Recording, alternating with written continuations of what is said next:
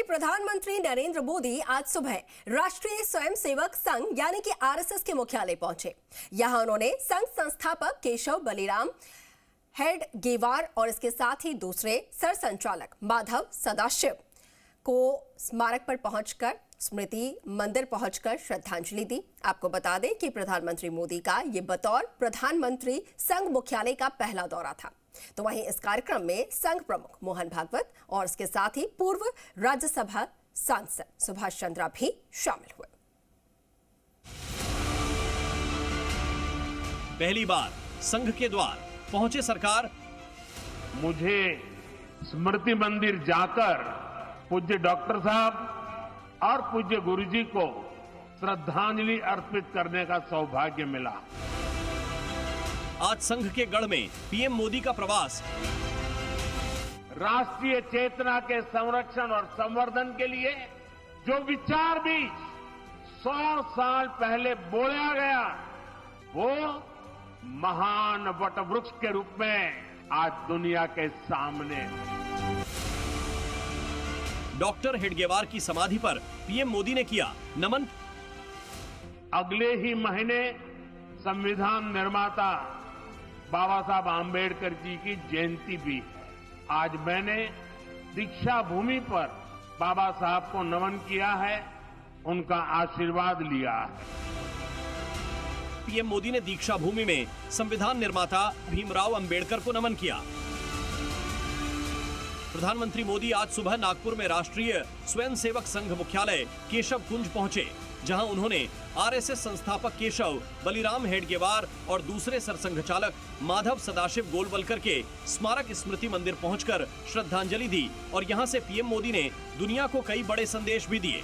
RSS की तारीफ करते हुए प्रधानमंत्री मोदी ने कहा कि 100 वर्ष पहले जो विचार बोए गए थे, वे आज वटवृक्ष की तरह दुनिया के सामने हैं।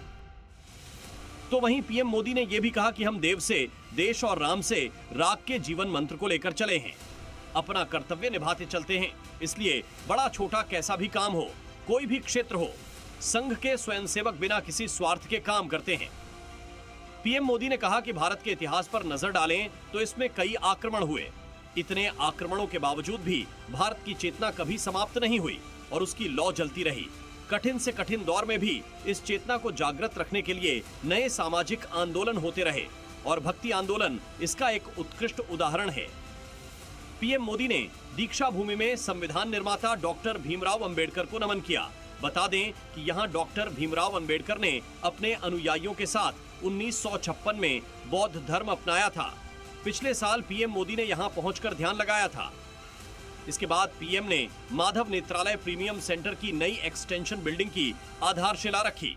माधव नेत्रालय एक ऐसा संस्थान है जो अनेक दशकों से पूज्य गुरुजी के आदर्शों पर लाखों लोगों की सेवा कर रहा है। लोगों के जीवन में रोशनी लौटी है।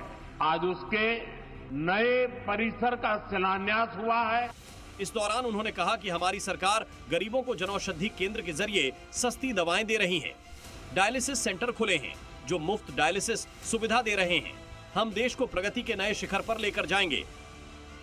प्रधानमंत्री के साथ आरएसएस प्रमुख मोहन भागवत, महाराष्ट्र के सीएम देवेंद्र फडणवीस, केंद्रीय मंत्री नितिन गडकरी और पूर्व राज्यसभा सांसद सुभाष चंद्रा भी मौजूद रहे।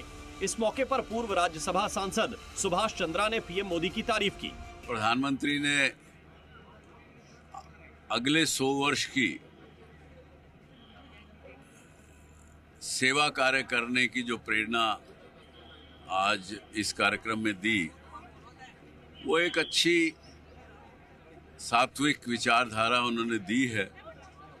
संघ तो हमेशा से ही उस पे कार्यरत रहा है, आगे भी आने वाले सभी समयों में रहेगा। बता दें कि इससे पहले मोदी आखिरी बार 16 जुलाई 2013 को लोकसभा चुनाव 2014 की मीटिंग में शामिल होने के लिए आरएसएस मुख्यालय पहुंचे थे, जिसके बाद करीब 12 साल बाद आज फिर पीएम मोदी ने आरएसएस मुख्यालय का दौरा किया है।